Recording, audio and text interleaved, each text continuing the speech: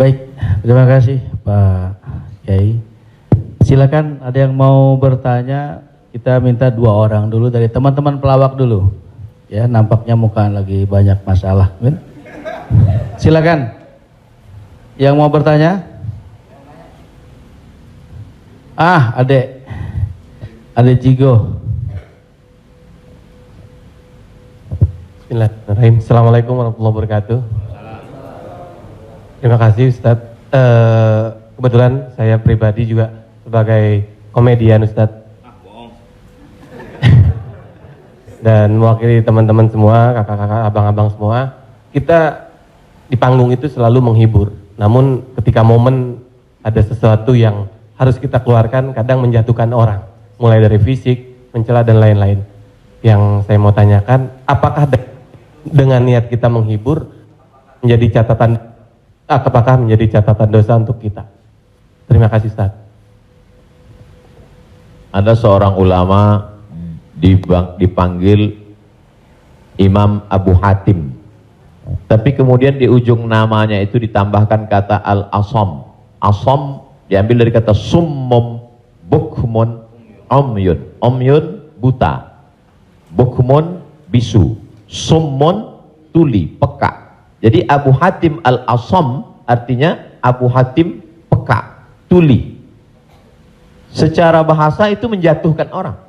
Siapa itu? Itu Abu Hatim peka, Abu Hatim tuli. Karena ada beberapa orang, ada Abu Hatim, yang ini Abu Hatim peka, tuli. Tapi kenapa nama itu tetap tersemat di belakang namanya, dan tidak ada ulama yang melarang menggunakan peka itu di belakang namanya? Karena dia tidak merasa dijatuhkan dengan itu. Lalu kemudian itu pula tidak menjatuhkan dia di depan orang banyak. Apa sebab kronologis dia dipanggil Al-Asam? Dia seorang ulama. Suatu ketika dia sedang duduk, datang seorang anak gadis bertanya fatwa kepada dia. Saat anak gadis itu bertanya fatwa tentang hukum halal haram suatu masalah, mungkin karena wallahu alam bisawab atau saking groginya atau kentut anak gadis itu di depan dia. Dia ingin menjaga marwah, harkat, martabat anak gadis ini supaya jangan sampai merasa malu, maka dia diam, pura-pura nggak dengar. Akhirnya anak gadis itu nggak jadi malu, pulang dan dia cerita ke orang lain. Aku tadi mengalami begini dan aku kentut di depan Imam Abu Hatim. Terus apa komen dia? Ternyata Abu Hatim itu peka.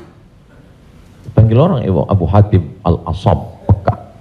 Sampai akhirnya setelah anak gadis itu meninggal, Imam Abu Hatim Al-Asam panjang umurnya, meninggal anak gadis itu, barulah Abu Hatim mengatakan, aku sebetulnya nggak peka, hanya ingin menjaga kehormatan dirinya. Jadi kisah Abu Hatim Al-Asam dapat kita pahami 2 makna. Satu sisi ada saatnya kita menjaga kehormatan orang sampai mati dia. Tapi ada satu sisi kalimat yang nampaknya menjatuhkan sebenarnya tidak menjatuhkan selama kita masih saling paham, saling memahami, saling mengerti. Ada kata-kata yang mungkin kita gunakan tapi menjatuhkan dia. Padahal sepertinya pujian. Tapi ada kata-kata yang sepertinya. Jadi kalau sudah saling memahami, orang pun mengerti, maka dia tidak menjadi suatu celaan. Ya ayyuhalladzina amanu, hai orang beriman, ijtanibu katsiran minadh-dhann, jauhilah prasangka buruk, inna ba'dadh-dhanni itsmun, wala tajassasu, jangan mencari-cari kesalahan orang, wala yaghtab ba'dukum ba'dha, jangan ribah membicarakan aib orang lain, la talmizu bil alqab, janganlah kamu menggunakan gelaran-gelaran yang jelek. Bukankah tuli itu gelaran yang jelek? Iya. Tapi saat itu digunakannya bukan untuk menjatuhkan, dan mereka saling memahami tentang hal itu. Wallahu a'lam bishawab. Baik Ustaz, satu pertanyaan seputar dunia entertain. Ketika orang memerankan misalnya, mohon maaf lahir batin, main film seks, selama film itu diputar terus, sementara orangnya udah hijrah, dan saat ini film itu diputar, itu jariahnya seperti apa tuh Ustaz? Nah, ini mohon maaf lahir batin Ustaz. Hah? Nonton sama bini gue berdua.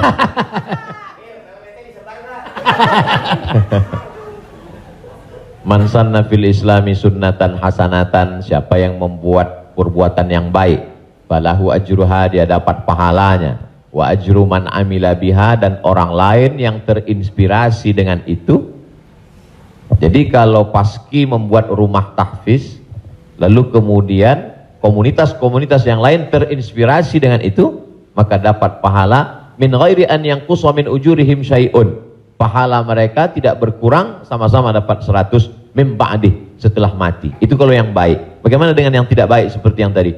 Man sanna fil islami sunnatan sayyi'atan. Siapa yang membuat sesuatu yang tidak baik, falahu wizruha, dia dapat dosanya, wa wizru man amila biha, dan dosa orang lain yang melakukannya. Setiap ada terjadi pembunuhan di dunia ini, maka Kabil dapat royalti karena dia yang pertama kali melakukannya. Tapi Kabil tidak sempat taubat, tidak sempat hijrah.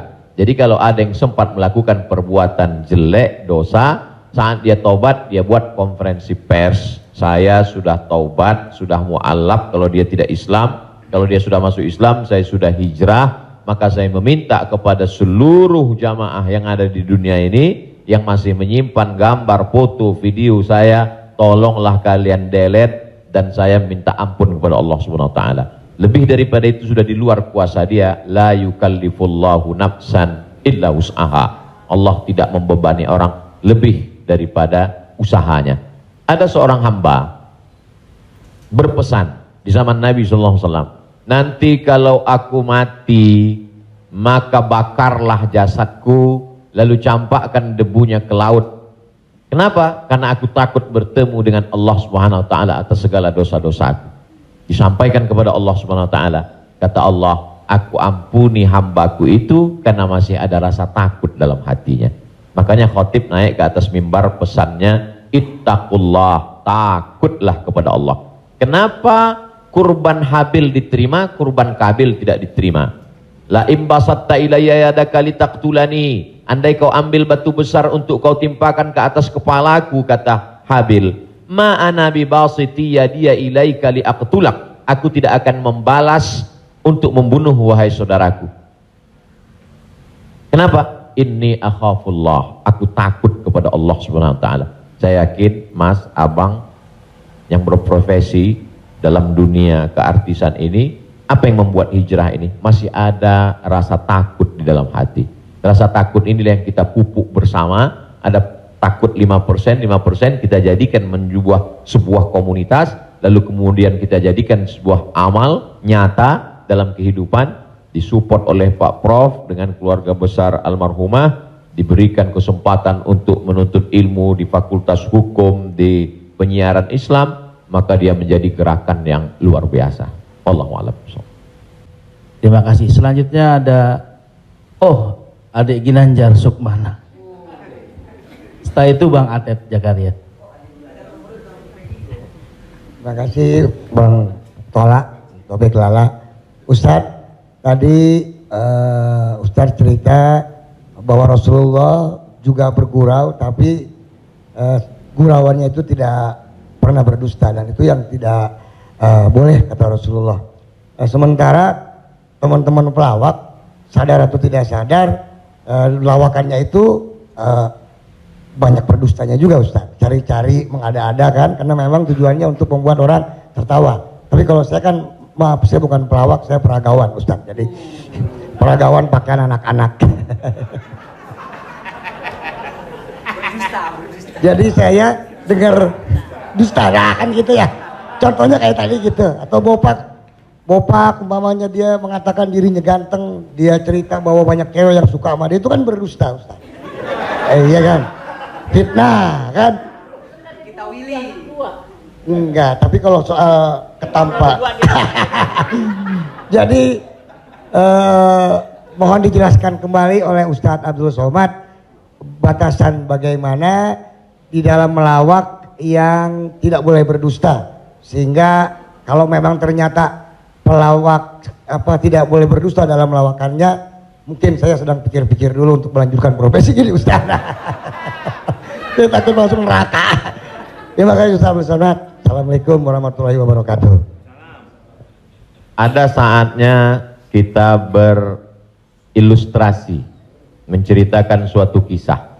Jadi sebetulnya para penulis novel Islam pun dia sebenarnya kisah itu ada juga yang fiktif atau dicampur antara nyata. Bahkan Buya Hamka menulis kisah campuran antara tenggelamnya kapal Panderwick adalah campuran antara nyata dan fiksi.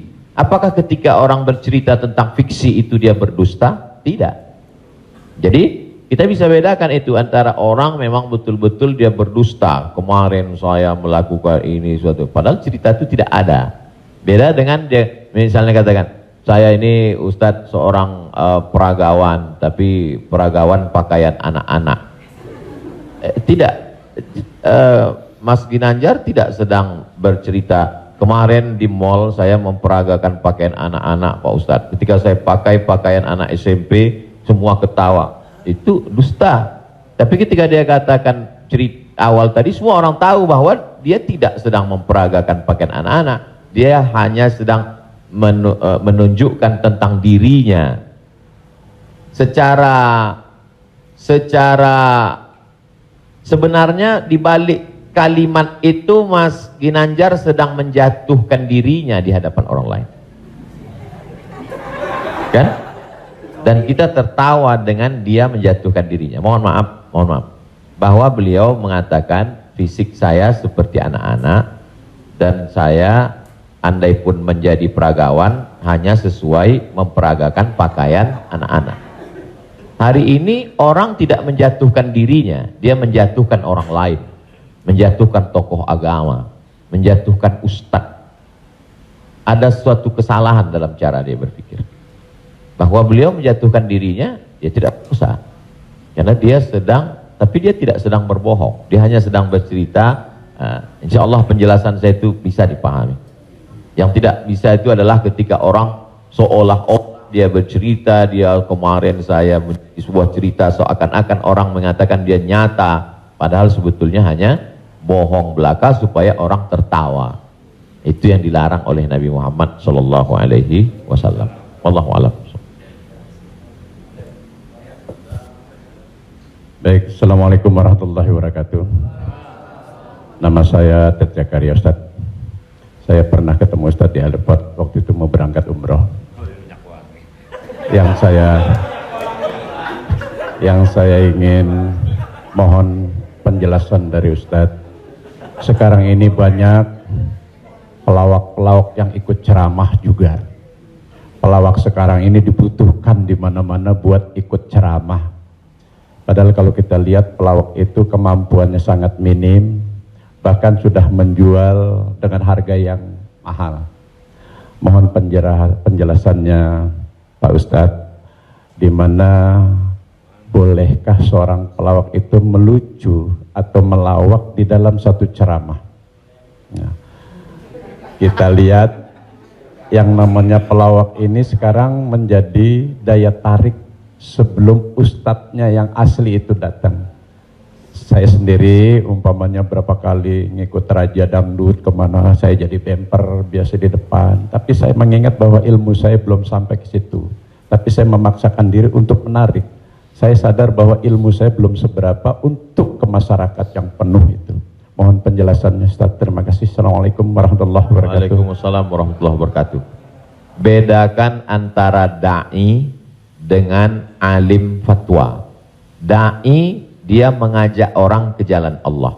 Sedangkan alim yang mengeluarkan fatwa, dia adalah orang yang berijtihad.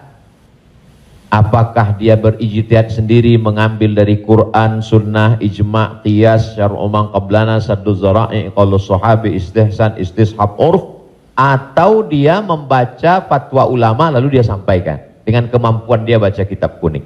Jadi jangan kita pukul rata. Jadi jangan nanti ketika ada di antara sahabat-sahabat dari Paski mengajak orang sholat, ngajak puasa sunat, lalu kemudian di antara kita, ngapain ente ngajak-ngajak saya sholat? Ente kan bukan ustadz. Padahal mengajak orang berbuat baik adalah kewajiban kita semua. Nahnu du'an qabla kulli syai'. Sebelum jadi apapun, tugas utama kita adalah mengajak orang berbuat baik. Kuntum khaira ummah, kalian umat yang terbaik. Kapan kita menjadi umat yang terbaik? 3. Ta'muruna bil ma'ruf, ajak orang buat baik. Wa tanhauna 'anil munkar, larang orang buat mungkar. Wa tu'minuna billah, beriman kepada Allah. Jadi kalau hanya sekedar ngajak orang sedekah, ngajak donasi buat rumah tahfiz, ngajak ngumpulin beras untuk santunan yatim fakir miskin, maka pelawak boleh, penyanyi boleh, polisi boleh, siapapun. Karena itu tugas sebagai seorang muslim, amar ma'ruf nahi mungkar. Yang tidak benar itu adalah ketika dia sudah dianggap sebagai ustadz dan ditanyakan suatu masalah dan dia terdesak, akhirnya dia bicara padahal dia tidak mengerti. La taqfu ma laisa laka bihi ilmun. Jangan kamu bicara pada sesuatu yang kamu tidak tahu. Inna sam'a, telinga, wal basar, mata, wal fuad, hati dan pikiran, kullu ulaika kana anhu mas'ula, kau akan disoal, kau akan ditanya, diminta pertanggungjawaban di hadapan Allah Subhanahu wa taala. Jadi kalau abang, mas diajak dalam acara dakwah sebagai pengantar supaya masyarakat mau mendengar, supaya ramai, hadirilah tablik akbar Ustadz Fulan bersama grup Paski untuk sebagai pengantar 5-10 menit, silakan. Tapi setelah itu nanti Ustadz bicara, pas tanya jawabnya serahkan ke Ustadz. Nah, jadi selama tetap kita menjaga. Jadi kalau diibaratkan rumah makan di airport, ini penyanyi, artis, Ustadz itu sama seperti yang memanggil penumpang supaya mau masuk ke rumah makan. Bapak Ibu Saudara sekalian yang mau perjalanan, silakan mampir ke tempat kami, silakan mampir ke rumah makan kami. Ini yang ngajak. Nanti setelah orang mampir masuk ke dalam, baru dia ketemu spesialisnya. Yang mau makan soto di sana, yang mau soto Medan di sana, yang mau soto Betawi di sana, yang mau bakso di sana. Begitu lebih kurang. Karena masyarakat kita belum sampai pada level ngaji. Masyarakat kita ini 3 level. Pertama, level 1 yang memang sudah ngaji sama para habaib, baca kitab kuning serius, khatam dari A sampai Z. Ini memang nggak perlu pakai pemanggil tadi. Yang kedua adalah level yang masih mau ke masjid, tapi juga tergantung SMS kemana ngajak. Ngaji oke, kesini pun oke. Ini yang level 2. Yang level 3, ngelihat masjid pun masih takut.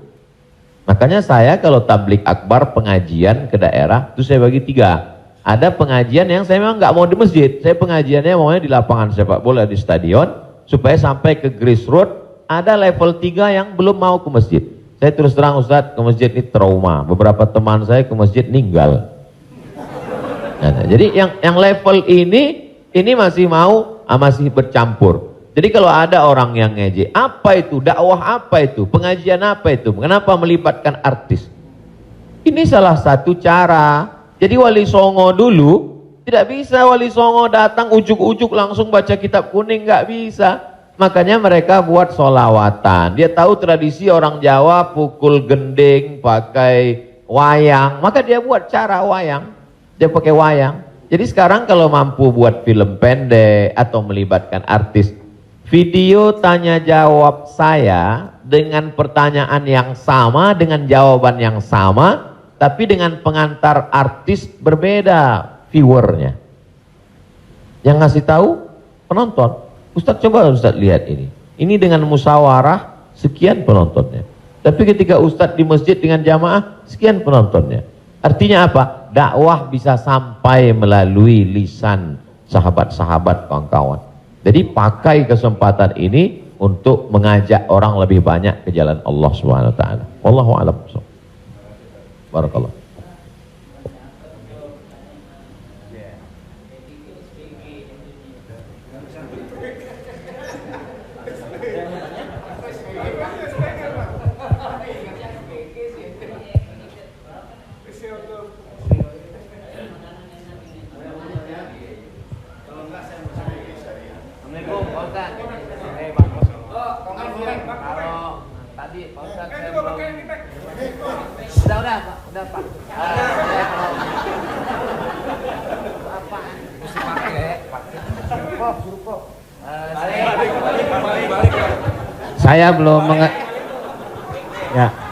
Saya belum paham yang tadi Pak Ustadz bilang apa wasaah apa wasi.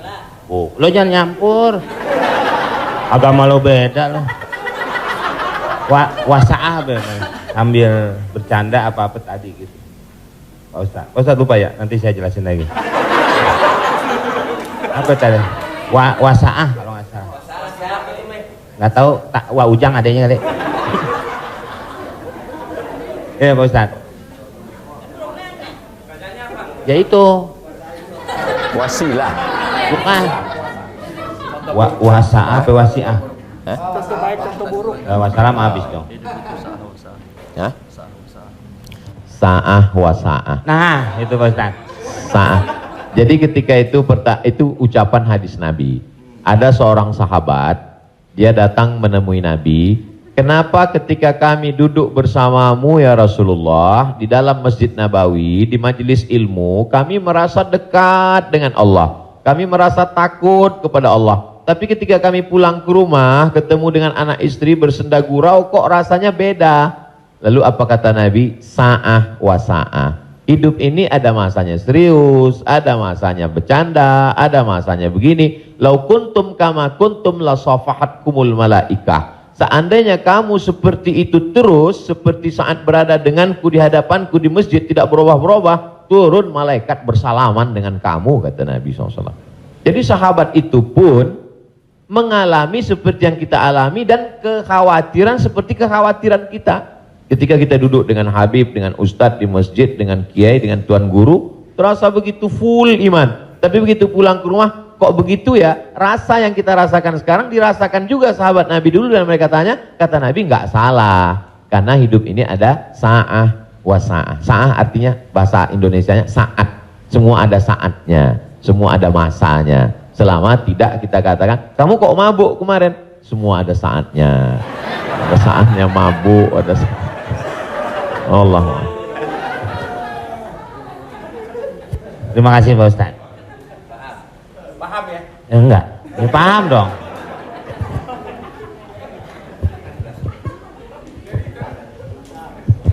Mungkin dari sini ada. Tapi satu lagi pertanyaan, saya mau nanya. Pak Ustadz, ini masalah saya pribadi. Jadi saya ya ada masukan juga ketika hukum riba. Mobil itu ya, ini umum ya kan. Jadi mobil kita jual, kemudian kita coba berusaha cash. Saya untuk menghilangi kredit. Nah, saya mau tanya, ini juga amanat dari keluarga saya, dipastikan lagi. Boleh nggak, Kiai, kita kredit mobil? Padahal padahal ini menjadi hal penting bagi saya untuk mobilisasi kemana gitu. Saya punya anak kan baru kelar UIN. Jadi ini saya lagi diceramai gitu. Papa sudah lah Pak, jual Pak. Kita nggak usah dibeli, lillahi ta'ala aja. Ya saya bilang ini lillahi ta'ala, agak-agak susah nak, dia bilang gitu. Tapi ini real, saya jual, saya mencoba untuk beli cash, nungguin cash lama. Jadi jangan suka buka aib orang, Mbak.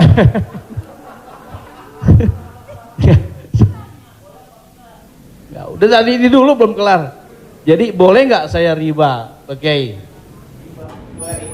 Sorry, boleh nggak kredit mobil itu?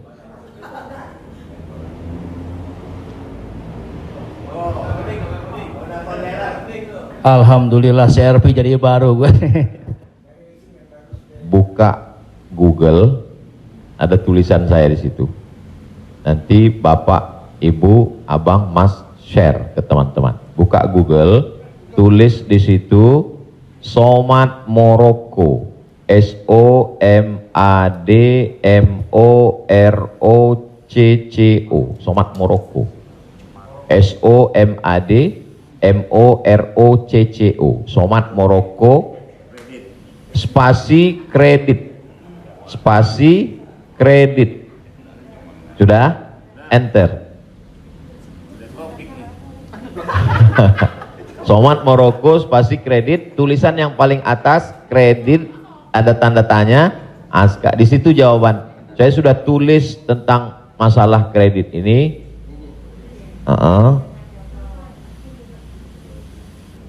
Di situ.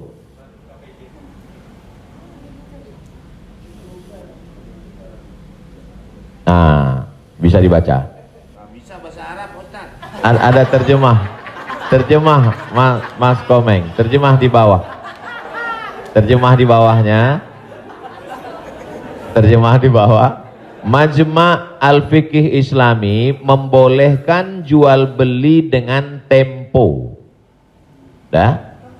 Membolehkan jual beli dengan tempo, jangka waktu, garis miring kredit pada konferensi ke-6 yang dilaksanakan di Jeddah pada tahun 1990 dalam keputusan tersebut. Jadi jual beli dengan tempo kredit itu boleh.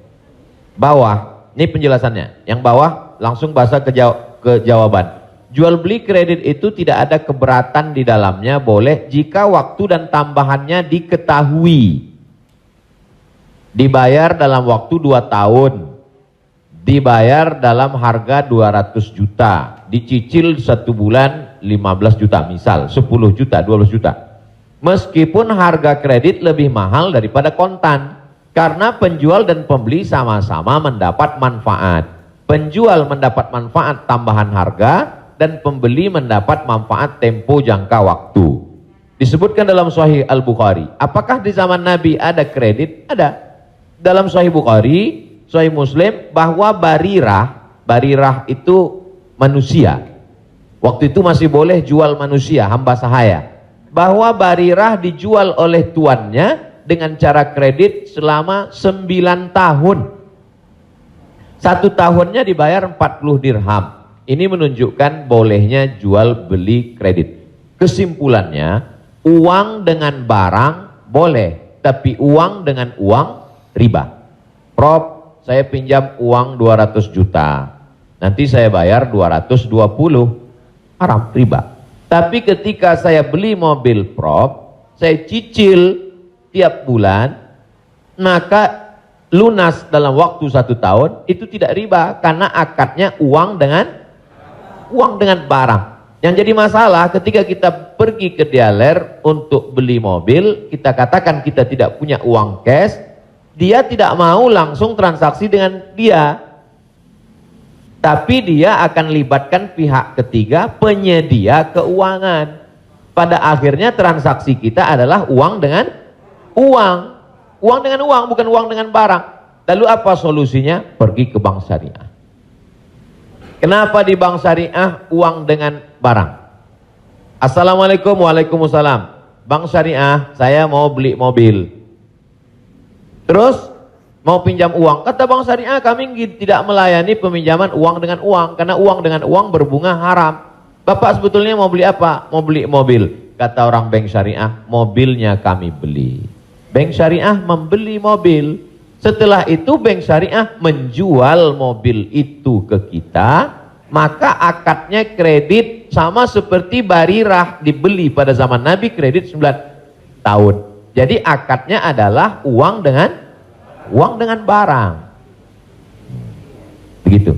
Allahu a'lam. Ya alhamdulillah. Beli lagi. Saya lebih kembali lagi pakai syariah. Selanjutnya siapa yang mau bertanya? Silakan umum sekarang. Bang Dery mau nanya? Oh, yang ibu-ibu aja, ibu-ibu. Pak.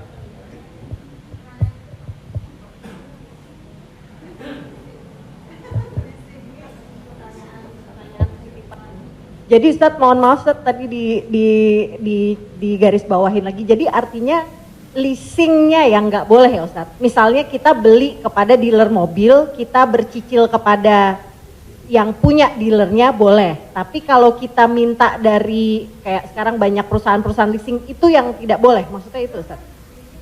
Ketika saya mau beli mobil, saya tidak punya uang cash, maka kata si dealer, kami akan arahkan Bapak ke penyedia keuangan. Maka sebenarnya saat itu saya membeli mobil itu cash sebenarnya. Karena dealer tidak mau dia barang ini tidak cash. Jadi kemudian yang saya cicil setiap bulan itu adalah bukan mobilnya tapi uangnya.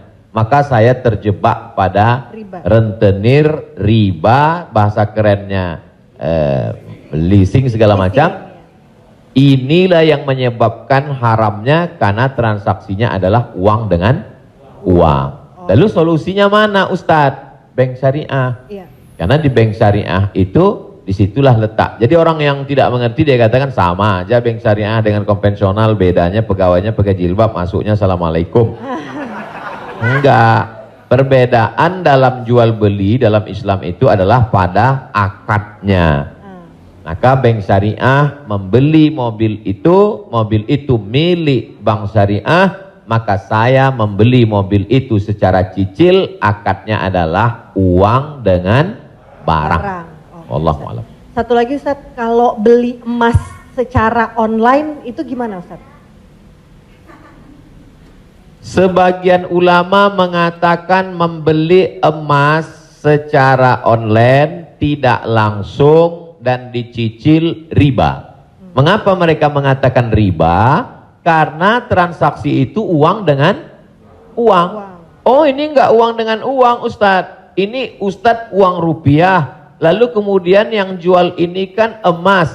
Di zaman Nabi enggak ada uang kertas. Di zaman Nabi hanya ada dua uang. Yang pertama dinar, uang emas. Yang kedua dirham, uang perak. Maka ketika saya beli emas tidak cash, maka sesungguhnya akadnya adalah uang dengan uang rupiah dengan uang emas. Itulah orang yang mengatakan nggak boleh beli emas kalau nggak cash, karena transaksinya uang dengan uang. Tapi pendapat kedua mengatakan boleh beli emas kredit tidak cash. Kenapa? Karena zaman sekarang emas sebagai komoditi, emas sebagai barang, emas bukan sebagai uang.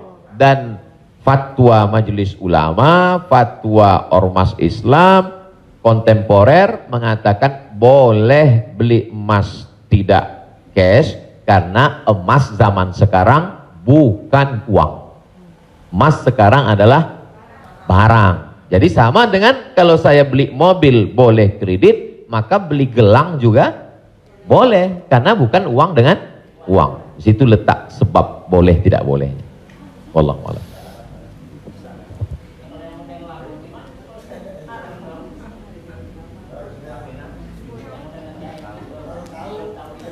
Yang sudah banyak-banyak taubat nasuha, sholat sunat, istighfar. Kalau sedang dalam proses bisa dibom, ada aset yang bisa dijual untuk ngebom supaya selesai, jual lah. Tapi kalau ini aset pokok tidak boleh jual rumah karena rumah pokok, sama seperti makan. Ini kalau saya jual aset ini saya bom meledak semua Ustadz. Ini Hiroshima Nagasaki hancur semua, maka nggak boleh. Azam tekad dalam hati, saya mencari nafkah, saya lunasi sampai habis, nanti setelah ini saya tobat berhenti. Tapi kalau bisa jual satu petak ini lalu ditutup ini, lakukanlah untuk melepaskan diri dari riba, karena riba itu 5 ancamannya. Yang pertama, alladzina ya'kuluna riba la yaqumuna illa kama yaqumul ladzi yatakhabbathu syaitanu minal mas. Orang yang makan riba nanti bangun bangkit dari kubur ketika di padang mahsyar seperti orang kerasukan setan. Yang kedua, ayyuma lahmin nabata min haramin fannaru aulabih. Setiap daging di badan tumbuh dari yang haram, maka tempatnya api neraka jahanam. Yang ketiga, orang kalau dia makan haram, maka doanya tidak dikabulkan Allah. Mat'amuhu haram, makanannya haram. Mashrabuhu haram, minumannya haram. Malbasuhu haram, pakaiannya haram. Wa ghuziya bil haram, dia diberi makanan haram. Anna yustajabulah, apakah mungkin doanya dikabulkan Allah? Yang ketiga, yang keempat, nasiyatin kazibatin khati'ah. Ubun-ubun, penipu, pembohong, pelaku dosa. Padahal yang berdosa itu tangan, yang berdosa itu mulut. Kenapa dikatakan ubun-ubun? Karena ternyata ada otak bagian depan yang selalu kita usap ketika sedang wudu. Disitulah pemikir.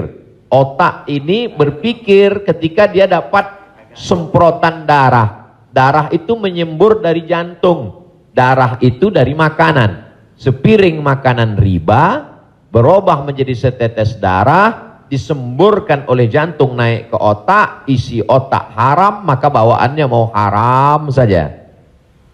Gara-gara riba. Heran saya ini Pak Ustadz, kenapa pikiran saya ini mau haram saja? Sebabnya gara-gara makan riba. Yang terakhir, yang kelima adalah tidak ada keberkahan. Hidup ini yang kita cari berkahnya. Makanya ketika anak lahir yang didoakan berkah, barakallahu laka fil mauhub. Ketika orang menikah yang didoakan berkah, barakallahu lakuma wa baraka alaikuma. Ketika ketemu yang didoakan berkah, assalamualaikum warahmatullahi wabarakatuh. Ketika makan yang diminta berkah, Allahumma barik lana. Wallahu a'lam.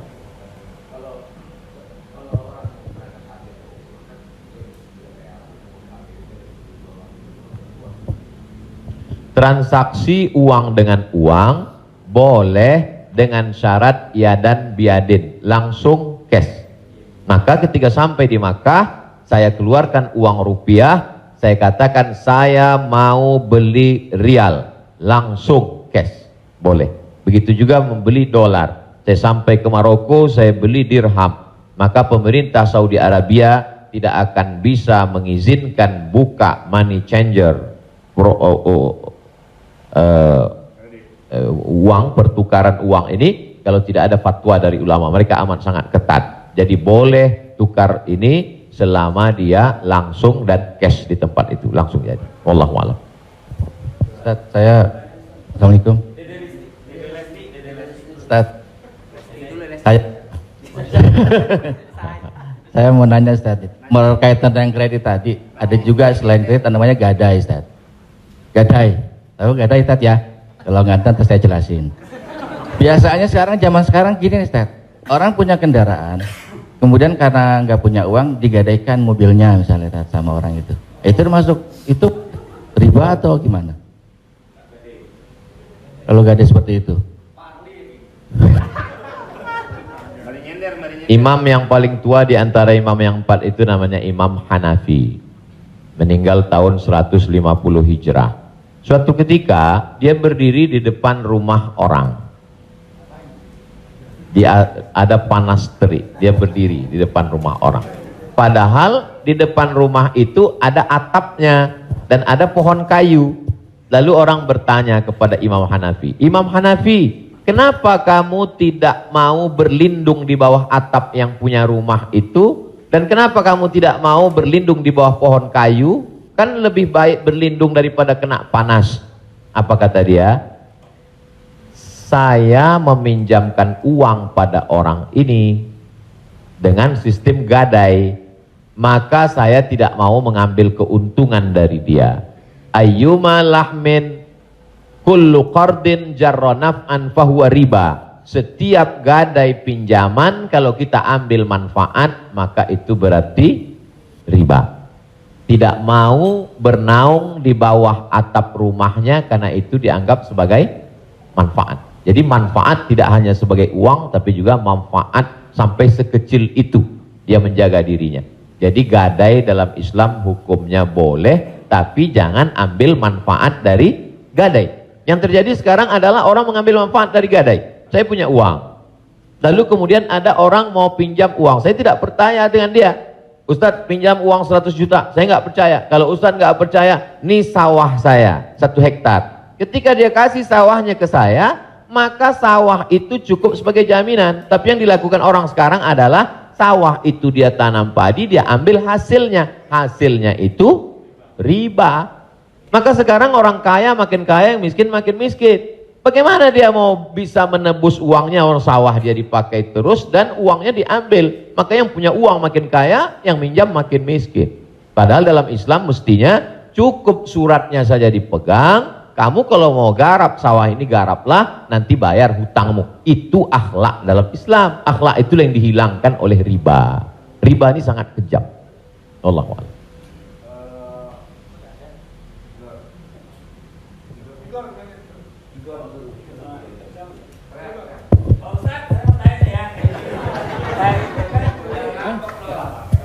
Pak Ustadz, Assalamualaikum.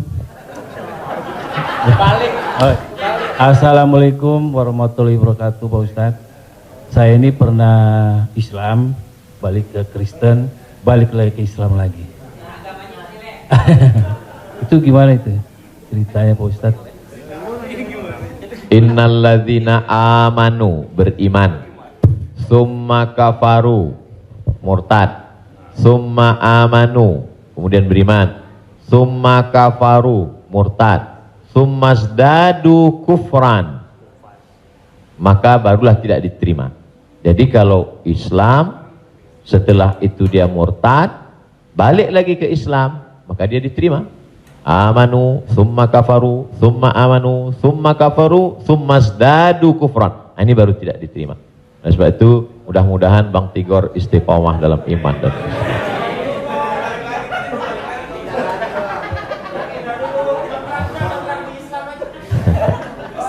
Agama lu kayak angkos bolak-balik.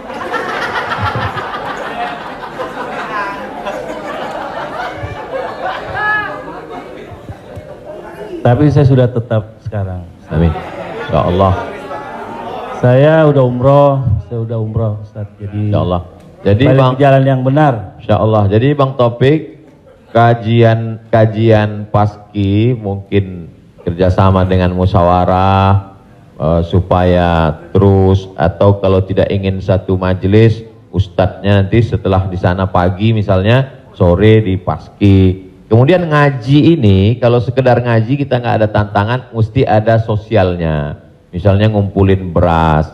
Jadi saya sendiri tidak hanya sekedar ngaji, saya khususkan hari Jumat kedua setiap bulan, saya di Pekanbaru, hari Jumat khutbah Jumat, habis itu bagi beras ke masyarakat pelosok yang sulit. Lalu siapa yang menjadi relawannya? Yaitu relawan-relawan biker subuhan, mantan petato, kemudian hijrah, pemuda hijrah. Karena kalau cuma ngaji, orang tidak ada tantangannya. Jadi saya ingin ke depan paski ngaji, kemudian ada gerakan dakwah, kemudian ada gerakan sosial, buat rumah tahfiz, lalu kemudian tidak hanya uang dari komunitas saja, buka, buat yayasan, buka. Kami membuka rumah tahfiz gratis untuk yatim dan segala macam, kirim ke nomor rekening berikut ini, pasang pancingnya, Allah Ta'ala memberikan. Belajar kita dari yang dilakukan oleh almarhumah, 250 yatim 40 tahun, Prof. 43 tahun bisa tidak putus. Inspiratif, inspirasi. Jadi kalau mau, maka kita bisa ikuti jejak. Sehingga kita, jadi kelanjutan itu, maka Bang Tigor dan abang yang lain, dia akan terpacu terus untuk datang setiap kajian pekanan, lalu kemudian memperbaiki tahsin bacaan Qur'annya, lalu kemudian meluruskan kajiannya, kemudian ada konsultasi dengan ustadz, tanya jawab dan lain sebagainya. Wallahu a'lam.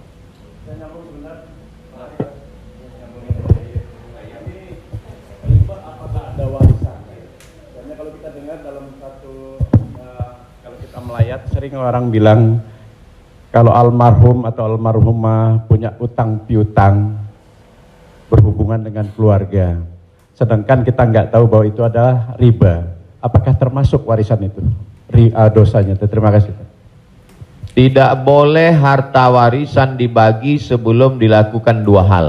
Yang pertama, mim ba'di wasiyatin, keluarkan wasiat.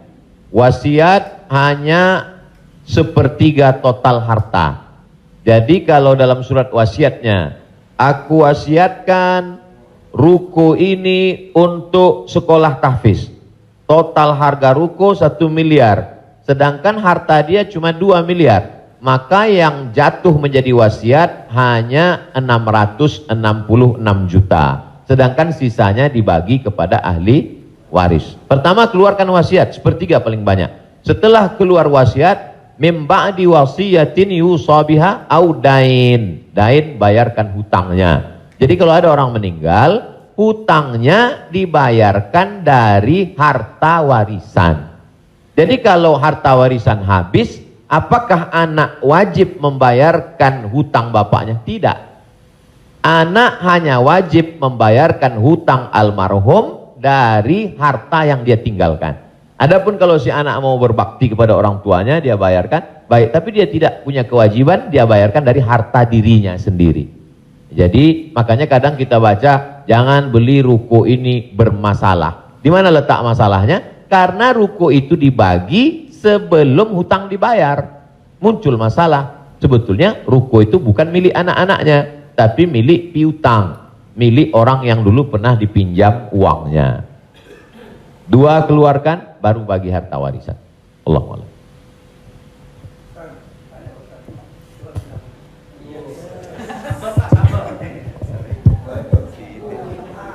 Terima kasih Pak Ustadz. Saya mau tanya tentang peminjaman uang.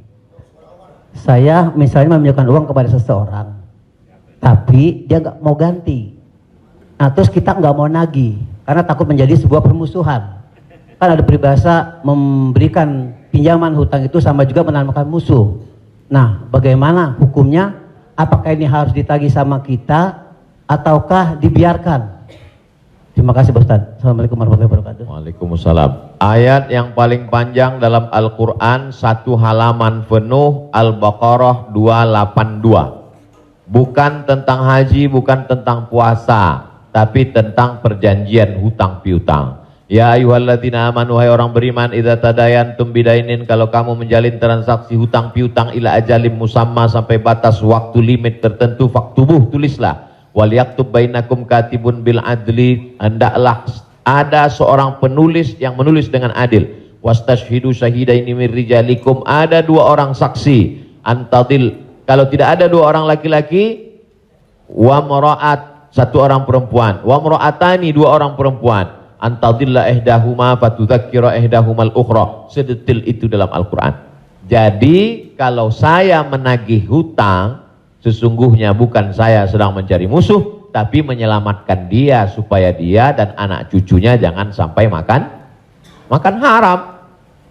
Kalau dia tidak sanggup, ayat yang kedua, fanaziratun ila maisarah, kasih sampai batas waktu dia lapang. Kamu bisa bayar kapan? Insya Allah 1 Mei Pak Ustadz. Tahun berapa? Tahun 2022. Oke, insya Allah Mei 2022 lapang. Tidak juga dia sanggup membayar, lebih banyak minyak kita nagih daripada uang yang mau ditagih. Masuk ayat ketiga, wa antasaddaqu khairul lakum, kamu sedekahkan lebih baik. Aku sudah capek, asam uratku naik, asam lambungku kumat, kau ambil aja lah ini. Wa antasaddaqu khairul lakum, kau sedekahkan lebih baik. Yang menghafal ayat ini yang memberi pinjaman, bukan yang minjam. Sekarang yang menghafal ayat ini yang minjam. Ketika kita tagih, kapan kau bayar? Dibilangnya, wa antasaddaqu khairul lakum, kalau kau sedekahkan lebih baik. Allahu akbar.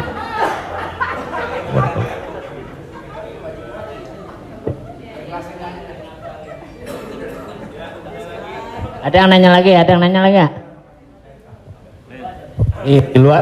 Di luar utang piutang.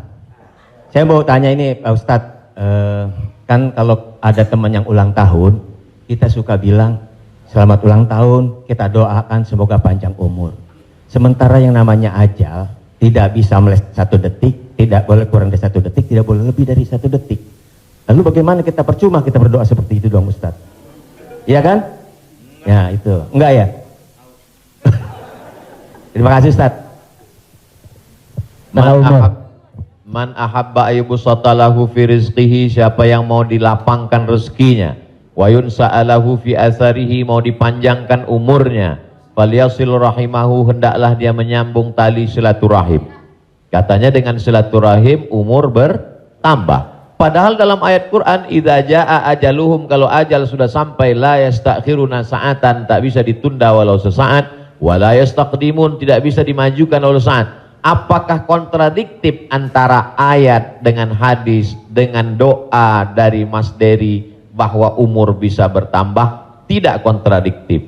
Lalu yang kontradiktif itu apa? Pemahaman kita. Dijawab oleh Syekh Muhammad Mutawalli Asy'arawi, ulama besar dari Al-Azhar Kairo Mesir. Nama kitabnya Fatawa Al-Kubra, fatwa-fatwa besar, bahwa umur tidak ditambah, tapi doa panjang umur dan bersilaturahim panjang umur itu maksudnya kualitas umurnya bertambah. Ada orang yang umurnya 40 tahun tapi hafal Quran, berzikir, diisi dengan wakaf, infak, sedekah. Ada 40 rumah warung jatuh mati. Jadi yang dimaksud kita doakan, semoga Mas Dery dan semua paski kita semua panjang umur. Maksudnya umurnya berkualitas, berisi. Itu. Wallahu a'lam. Boleh? Ya.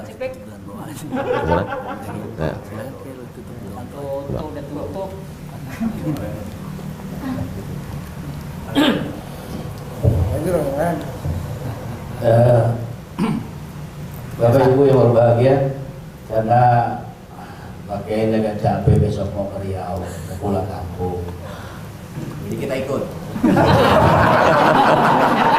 Biayanya nggak ada lain tuh. Jadi, iya, alhamdulillah sudah dicukupkan untuk pertanyaan. Nanti kalau yang mau bertanya, tulis aja surat, langsung kirim ke Bopak. Biar Bopak yang kirim ke Ustaz Somad. Baik, Bapak Ibu yang berbahagia, alhamdulillah kita sudah mendapat pencerahan. Mudah-mudahan ini menjadi langkah awal kita untuk mendekati agama kita dengan bijak tentunya. Semoga Allah memberikan kecerdasan kepada kita. Di sisa umur kita ini, mudah-mudahan menjadi orang yang bermanfaat buat diri dan agama secara bangsa. Amin. Pak Kiai, kita mohon untuk memberi doa untuk acara ini. Terima kasih. Astaghfirullahaladzim, astaghfirullahaladzim, astaghfirullahaladzim, alladzi la ilaha illa huwal hayyul qayyum wa atubu ilaih. A'udzubillahi minasyaitonir rajim. Bismillahirrahmanirrahim. Alhamdulillahirabbil alamin, arrahmanirrahim, maliki yaumiddin. Iyyaka na'budu wa iyyaka nasta'in. Ihdinas siratal mustaqim, siratal ladzina an'amta 'alaihim ghairil maghdubi 'alaihim waladdallin. Amin. Allahumma shalli ala sayidina Muhammad wa ala ali sayidina Muhammad. Allahumma 'allimna ma yanfa'una, ajarkan pada kami ilmu yang bermanfaat ya Allah. Wanfa'na bima 'allamtana, yang sudah kami pelajari malam ini jadikan dia menjadi amal saleh ya Allah. Allahumma faqihna fid din, dalamkan ilmu agama kami. Wa 'allimna ta'wil, ajarkan kami pemahaman Al-Qur'an yang benar. Ya muqallibal qulub, engkau yang membolak-balikkan hati, sabbit qulubana, kokohkan hati kami ala dinik, dalam agamamu, ala ta'atik, dalam ketaatan kepadamu. Allahumma a'inna, tolong kami ala zikrika, supaya hati kami senantiasa berzikir mengingatmu, wa syukrika, selalu bersyukur kepadamu, wa husni ibadatik, selalu beribadah dengan ibadah yang terbaik. La tada'lana zamban illa ghafartah, wa la aiban illa satartah. Aib cacat kami banyak, tutupi dari hadapan manusia, dan tutupi pula ketika kami menghadapmu nanti ya Allah. Wala maridhan illa syafaitah, ada saudara kami yang sakit, angkat penyakitnya, sehatkan ya Allah. Wala mayitan illa rahimtah, yang sudah meninggal dunia mendahului kami, lapangkan kuburnya ya Allah. Wala hajatan min hawaijid dunya wal akhirati laka ridha walana fiha salah, segala hajat dunia hajat akhirat baik bagi kami dan engkau ridha, illa qadaitaha wa yassartaha, mudahkanlah ya Allah. Rabbana hablana minas salihin, jadikan anak kami anak-anak yang soleh dan solehah, min huffazil Quran wal hafizat, bukakan pintu hati mereka untuk menjadi penghafal Al-Quran. Minal mujahidina fi sabilika bi amwalihim wa anfusihim, mereka akan menolong agamamu dengan harta, nyawa dan kekuasaan yang kau titipkan di tangan mereka. Allahumma khtim lana bi husnil khatimah, tutup umur kami dengan husnul khatimah. Allahumma ja'al akhira kalamina inda intihai ajalina, ketika ajal kami sampai, saat malaikat maut mencabut nyawa kami ingin kalimat terakhir yang keluar dari mulut kami, la ilaha illallah Muhammadur Rasulullah sallallahu alaihi wasallam. Allahumma ja'alna minal mutahabbina bijalalik, sebagaimana hari ini kami berkumpul berkasih sayang karena engkau, maka kumpulkanlah kami di surga bersama Nabi Muhammad sallallahu alaihi wasallam. Sahibul bait yang sudah menyediakan rumahnya, makanannya, segala kebaikan, tak sanggup kami membalasnya. Ajzihim jaza'al hasanah, berikanlah mereka balasan yang baik ya Allah. Allahumma jama'na ma'ahum ma'al habibil mustafa fi jannatikal ula, satukan kami dalam surga jannatul firdaus bersama Nabi Muhammad sallallahu alaihi wasallam. Rabbana atina fid dunya hasanah wa fil akhirati hasanah wa qina adzabannar. Wa sallallahu ala sayyidina Muhammad wa ala alihi wa sahbihi wasallam, walhamdulillahi rabbil alamin. Taqabbalallahu minna minkum, taqabbal ya karim. Saya ucapkan banyak terima kasih kepada keluarga besar almarhumah Profesor Dr. Hajah Tuti Alawiyah, tak dapat saya sebut satu persatu. Saya ucapkan banyak terima kasih kepada Paski. Malam ini amat sangat berbahagia, senang bisa saya bertemu dengan orang-orang yang selama ini saya senangi hiburannya, candanya, gurauannya, mudah-mudahan Allah panjangkan umur mereka insyaallah. Jazakumullah khairal jaza. Wassalamualaikum warahmatullahi wabarakatuh. Waalaikumsalam warahmatullahi wabarakatuh.